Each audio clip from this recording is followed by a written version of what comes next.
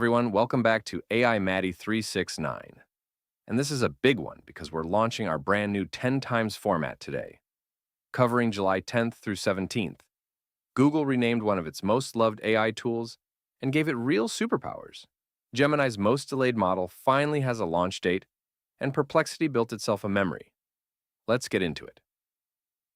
1. ChatGPT, OpenAI. First up, OpenAI. On July 9th, they broadly rolled out GPT-5.6 in 3 flavors: Soul for heavy lifting with a new Ultra mode, Lunar for speed, and Terra as the everyday balance. And Sam Altman claims Soul is over 50% more token efficient on agentic coding tasks than Anthropic's latest model. But the bigger deal is ChatGPT Work, a new agent that reaches into your connected apps and files to actually build documents, spreadsheets, and slide decks, not just draft text. Why it matters? OpenAI is planting a flag in the agent that finishes projects, not just chats category. If you want to try it, connect your Google Drive or Outlook account and hand it a real deliverable, like, build me a Q3 budget spreadsheet from these 5 email threads, instead of a simple prompt. That's where work actually earns its name. 2. Claude, Anthropic. Anthropic's move this week is quieter but interesting. Reflect, a built-in dashboard that shows you how you've actually been using Claude, what topics you lean on it for, how often, what kinds of tasks, plus prompts nudging you to think about what you'd rather do yourself, and tools to set quiet hours. It launched July 9th in beta for free, pro, and max users with memory turned on. Here's why it matters beyond the surface. This is Anthropic making your own usage data the pitch. Seeing everything Claude's already helped you with tends to make you trust it with more. If you've got memory enabled, open Reflect this week and actually read your own patterns before deciding whether they're healthy, not just useful.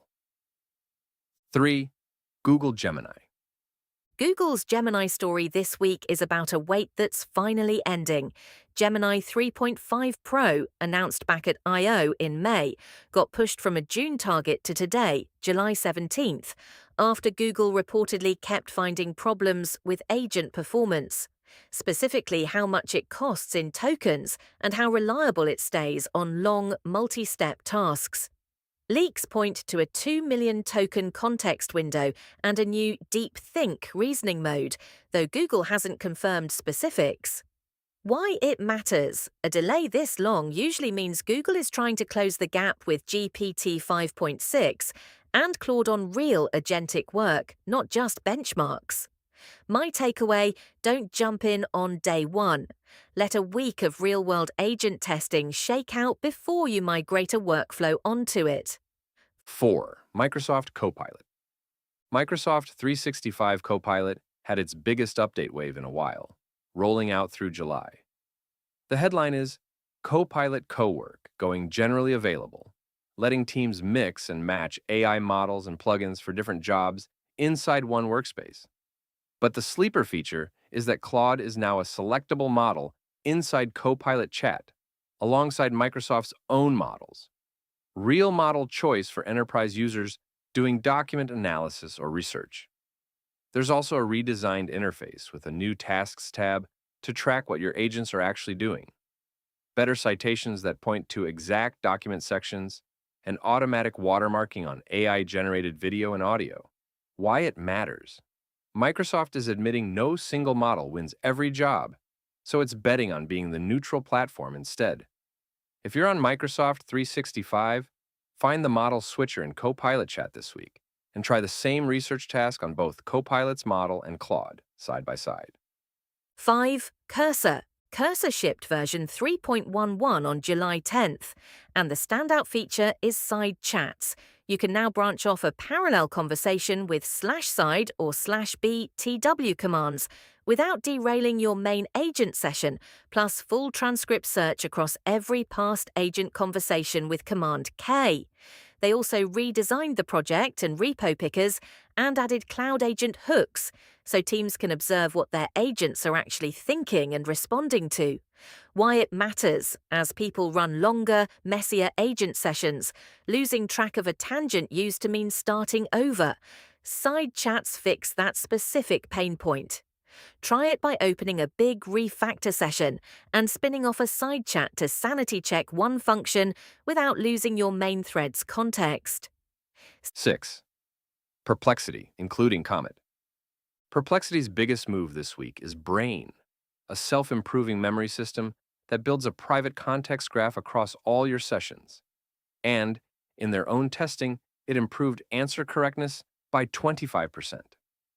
They also rolled Opus 4.8 into a fast mode for quicker complex work, added Claude Fable 5 as an orchestrator model, enabled mid-task model switching, and shipped website publishing straight from a conversation. Why it matters? Memory that actually compounds is the difference between an assistant that starts from zero every time and one that gets more useful the longer you use it. Practical takeaway. Go into your Perplexity settings. Make sure Brain is turned on, and give it a week of real use before judging it, since context graphs need volume to get good. 7. Midjourney. Midjourney quietly refreshed its v8.2 preview build in early July, and creators are saying the aesthetic is noticeably different from the version people judged back in June. Sharper, more refined output that suggests a full public release is close. Separately, Midjourney's also pushing back in its copyright fight with Hollywood studios, asking courts to force studios to disclose their own AI use. Why the preview matters more for you. If you tried v8.2 last month and weren't impressed, that build is already outdated. Worth another look before it goes fully live and everyone floods it at once. Grab the -- preview flag now while there's still a quieter window to actually learn its quirks. 8. HeyGen. HeyGen doesn't have a single headline story this week, so let's be straight about that. But its latest product roundup, published July 8th, is worth flagging because of how far the platform's moved. In its last wave alone, it shipped hyperframe skills, pre-built agent workflows like turning a website URL into a finished video or a GitHub PR into a code change walkthrough, plus a cinematic avatar API and native integrations with Claude, Cursor, and Grok. Why it matters? HeyGen stopped positioning itself as just an avatar generator and is building toward being the video layer other AI tools plug into. If you already use Claude or Cursor, check the marketplace. There's a decent chance a HeyGen connector is sitting right there waiting for you. 9. NotebookLM, Google. Big one, Google renamed NotebookLM to Gemini Notebook on July 16th, folding it fully into the Gemini brand. This is a tool with 30 million users and 600,000 plus organizations, so this isn't a small relabel. The real news underneath the name change is a new code execution feature that lets your notebook actually generate and run code to make outputs interactive, turning it into a genuine data analysis tool instead of just a research summarizer. AI Ultra and Workspace AI Ultra users have it now, Pro users get it within weeks, and it's coming to AI mode in Google Search too. Why it matters. Google's quietly building its most useful research tool into something that can crunch numbers, not just synthesize sources. Try it this week by uploading a messy dataset alongside your source documents and asking it to write code that visualizes the two together. 10 N8N. N8N's update this week is more plumbing than headline, and that's worth saying plainly, rather than dressing it up. Version 2.30.0 landed July 7th, strengthening AI agent and instance AI reliability, fixing how parallel tool calls preserve memory structure, and expanding enterprise auth support across Microsoft, Kafka, and other nodes, plus new public API access for reading evaluation test runs. Why it matters even without a splashy headline. N8N's audience is builders running these workflows in production, and reliability fixes like this are exactly what keeps automations from silently breaking. If you're running AI agent nodes in N8N, this is a good week to update and specifically retest any workflow that leans on parallel tool calls. Bonus, one to watch, Meta Muse. Now for this week's one to watch, outside our usual 10. Meta quietly shipped Muse Spark 1.1, an agentic model with a full 1 million token context window and computer use capabilities that's now topping JobBench and Finance Agent V2 benchmarks, alongside Muse Image, a generative image tool that handles QR codes and multi-image merging, and is already sitting at number 2 on the Arena ELO leaderboard for text-to-image. Why it matters? Meta's been quieter than OpenAI, Google, and Anthropic on the agent front, and Muse Spark is a real signal they're not sitting this fight out. It's a paid, US-only developer API right now with $20 in free credits, so it's early. But if you're a developer curious about agent tooling outside the big three, it's worth burning those free credits on a real task this week. Verdict of the week.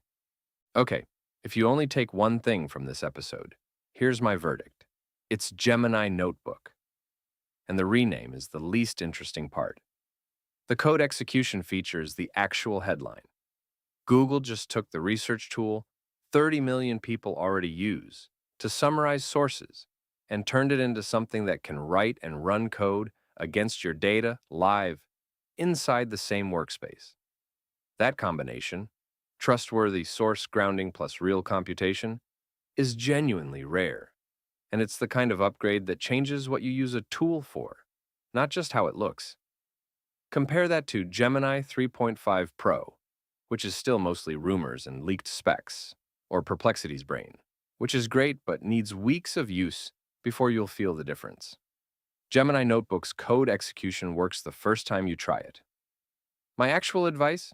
If you've got any kind of messy dataset sitting next to a pile of PDFs or reports, load them both into Gemini Notebook this week and ask it to build something interactive from both. That's the most useful 15 minutes you'll spend with an AI tool this week. Recap. Let's run it back. OpenAI shipped GPT 5.6 across 3 model variants and launched ChatGPT Work to actually finish projects for you. Anthropic gave Claude a Reflect dashboard that turns your own usage into the pitch for using it more. Google's Gemini 3.5 Pro finally has a real release date after a rocky delay. Microsoft Copilot picked up 40-plus updates, including Claude as a selectable model. Cursor 3.11 added side chats and transcript search. Perplexity built Brain, a memory system that gets smarter the more you use it. Midjourney quietly refreshed its V8.2 preview ahead of a likely full launch. HeyGen kept building out its agentic video integrations with Claude, Cursor, and Grok. And in the biggest single move of the week, Google renamed NotebookLM to Gemini Notebook and gave it real code execution. Plus, N8N tightened up AI agent reliability under the hood, and Meta's Muse Spark showed up as a legitimate new agent to watch. That's 10 tools, 1 bonus pick, and a lot happening in 1 week. Outro/sign-off. This is AI Maddie. If this kind of tracking is useful to you, hit that like button and subscribe to the channel at AI Maddie 369 on YouTube so you don't miss next week's roundup. Drop a comment and tell me which tool you're actually trying this week. I read everyone. Tomorrow we're switching lanes completely, AI tech in cars, where I'm digging into what's rolling out in self-driving and in-cabin AI. See you then.